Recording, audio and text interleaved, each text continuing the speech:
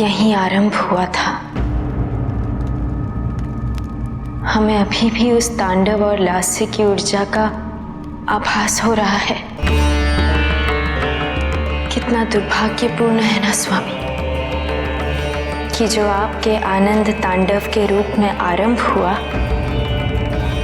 लोहितांग द्वारा उस तांडव का आपके विरुद्ध प्रयोग किया जाना उसकी निष्पत्ति होगी। ऐसे अंत की कल्पना तो की ही नहीं थी हमने। अंत तो केवल एक नया आरंभ है पार्वती।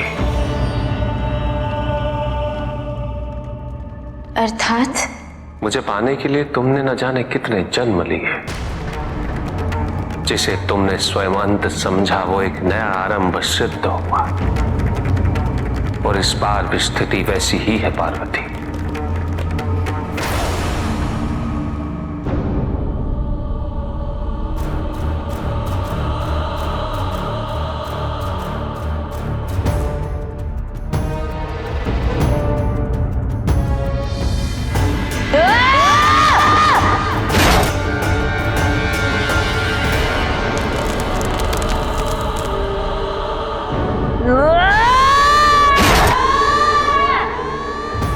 जब तक विवेक पर आश्रित था अन्याय हुआ, अब क्रोध ही विजय दिलाएगा। अब लोहितांग का क्रोध करेगा उस निर्दयी महादेव को।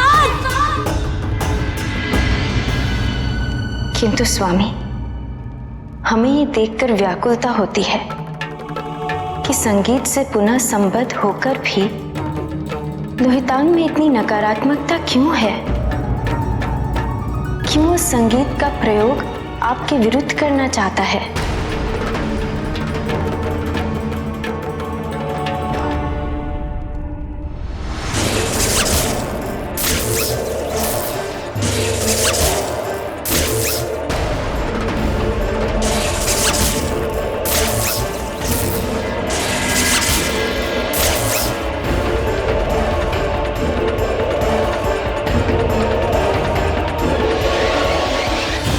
तांडव से उसकी उत्पत्ति हुई। उसका समस्त जीवन तांडव की ऊर्जाओं से ही नियंत्रित हुआ है। सृष्टि, स्थिति, प्रलय, तिरोभाव एवं अनुग्रह, तांडव के इन 5 चरणों ने लोहितांग के जीवन की 5 अवस्थाएं निर्धारित की।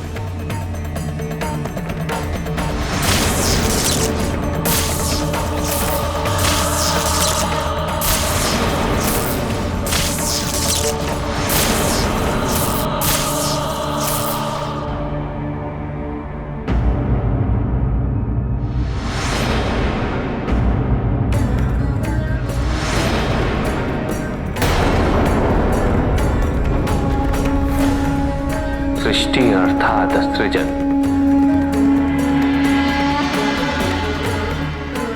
मेरे तांडव से उत्पन्न हुई श्वेत बूंद से लोहितांग का जन्म हुआ। ये था प्रथम चरण।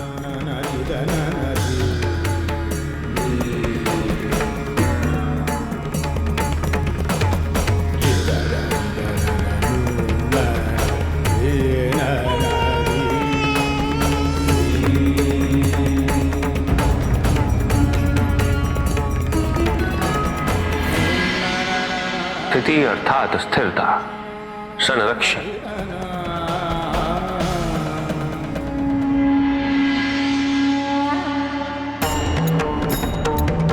प्रलय अर्थात संहार,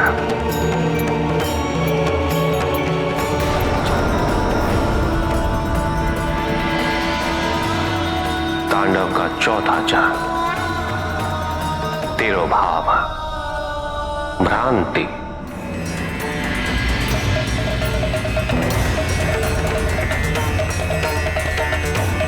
और अंत में अनुग्रह।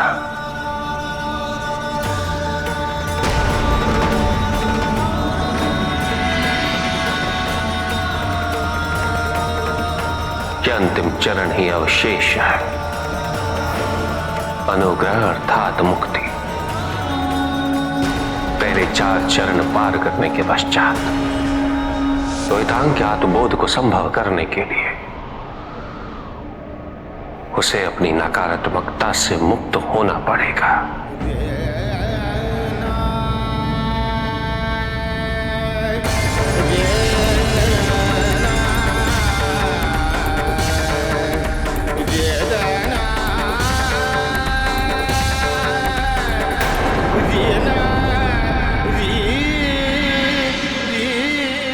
लौहितांग के इस अंतिम चरण की पूर्णता हेतु हमें वो करना होगा जिससे इसकी उत्पत्ति हुई थी।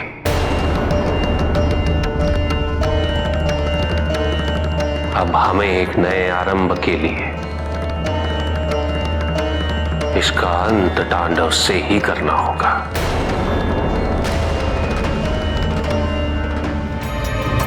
एक पुत्र को अपने पिता को समझ पाना इतना कठिन क्यों है? बाल्यकाल में एक समय ऐसा था जब मैं अनेकों प्रश्न लिए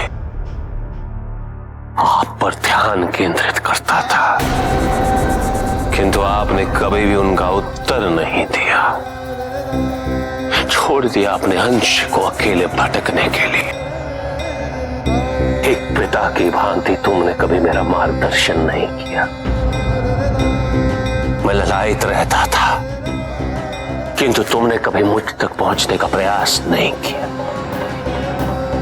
सत्य तो यह भी है कि यदा कदा आपके प्रति मेरे मन में श्रद्धा भी उत्पन्न होती थी,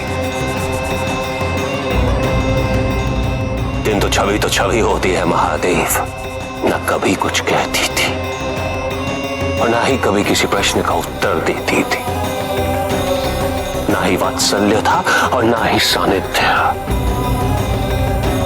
किंतु अच्छा ही हुआ कि आपने मुझे उत्तर नहीं, मेरा मार्गदर्शन नहीं किया। नहीं तुम लोहितांग आपकी वास्तविकता से परिचित होता भी तो कैसे? आपकी क्रूरता, आपकी निर्दयता, इनसे कैसे परिचित होता मैं? आपके पक्षपात का साक्षी कैसे बनता लोहितांग?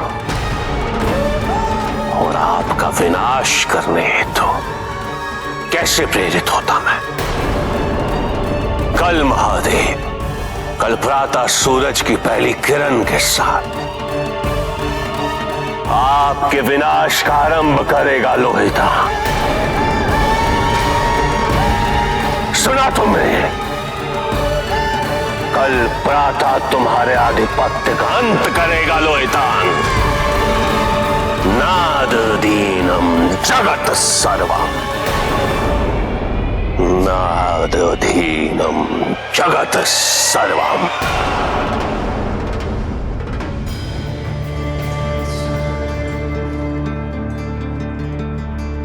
क्रोध अत्यंत आकर्षक प्रतीत होता है। ऋषि पिपलाद, कदाचित आप दिशा भटक चुके हैं। यह आपके पिता ऋषि दधीचि का आश्रम नहीं है जहां आमंत्रित व्यक्तियों का स्वागत किया जाए। जाइए। मुझे आभास हुआ कि शिवांश ने अपनी संगीत की कला को पुनः जागृत किया है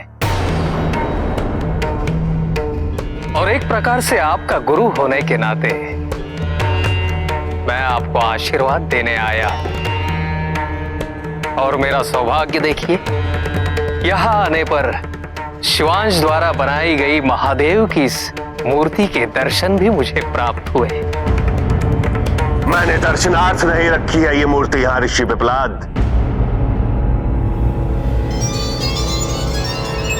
ये मूर्ति लोहितांग के लिए एकमात्र लक्ष्य है और इसका विनाश ही मेरे जीवन का एकमात्र उद्देश्य। और यदि आप मेरे क्रोध को शांत करने आए हैं, आपको निराश होना पड़ेगा। कदापि नहीं, मैं आपके क्रोध को शांत करने नहीं, अपितु उसे दिशा प्रदान करने आया हूं। अधिकांश व्यक्तियों के लिए क्रोध भले ही एक आयामी हो, परंतु शिवांश के लिए नहीं। उसे तो क्रोध के बहुआयामी स्वरूप से परिचित होना चाहिए। नारायण के अवतार परशुराम, उनका क्रोध तो जग विदित है, परंतु जग ये नहीं समझ सका कि उनका क्रोध क्रोध नहीं, अपितु ध्यान का मार्ग था, एकाग्रता का मार्ग, अपनी ऊर्जाओं को एकत्र करने का मार्ग, मन को स्थिर करने का मार्ग। क्रोध कभी भी उनकी शक्तियों के व्यय होने का कारण नहीं बना। कल प्रातः आपके जीवन का सबसे महत्वपूर्ण युद्ध है, जिसकी तैयारी हेतु आप इतने वर्षों से परिश्रम कर रहे हैं, परंतु आपने क्रोध को अपनी ऊर्जाओं के व्यय होने का कारण बनाया है। क्रोध को समय से पूर्व ही व्यक्त करके आप अपनी शक्तियां व्यर्थ कर रहे हैं, अपने मन को अस्थिर कर रहे हैं। आप कहते हैं ये मूर्ति आपको अपने लक्ष्य, अपने उद्देश्य का स्मरण कराती है, परंतु सत्य तो यह है लोहितांग, इस मूर्ति को देखकर आपके मन में जो क्रोध उत्पन्न हो रहा है, उसकी ऊर्जा का उपयोग ध्यान केंद्रित करने हेतु कीजिए। तुम कहना क्या चाहते हो ऋषि पिपलाद? दिशा दीजिए अपने क्रोध को, उसे अपने सशक्तिकरण का माध्यम बनाइए। ये सरल नहीं है, किंतु आदि योगी के अंश के लिए कठिन भी नहीं होना चाहिए।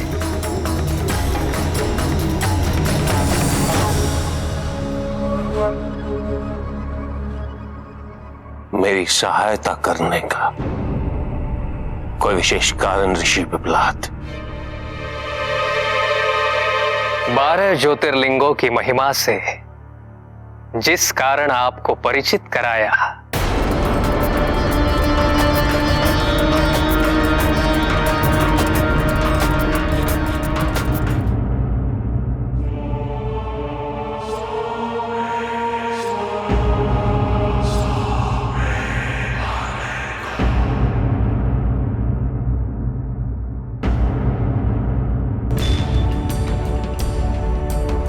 लोहितांग, कारण केवल आपको महादेव के समीप लाना ही है। इस प्रकार महादेव की छवि पर अपना ध्यान केंद्रित करना आपकी आत्मबोध की यात्रा में सहायक होगा।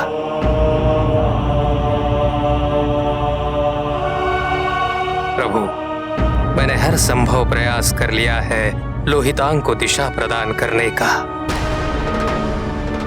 सफल हो पाता हूं या नहीं, ये तो समय ही बताएगा।